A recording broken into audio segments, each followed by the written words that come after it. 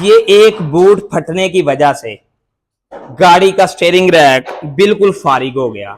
ये बोर्ड फटा और इसके अंदर चला गया पानी, जिसकी वजह से स्टेयरिंग रैक का बुश खराब हो गया, रॉड को जंग लग गया और ये आवाज करना शुरू हो गई। तो अभी जो है ये देखें, ये हमने न्यू स्टेयरिंग रैक लगाना है ताकि जितना भी बैड साउंड है वो खत्म हो जाए और गाड़ी स्मूथ ड्राइव हो, नॉकिंग खत्म हो जाए, नॉइज वगैरह जो भी बैड साउंड है खत्म हो जाए।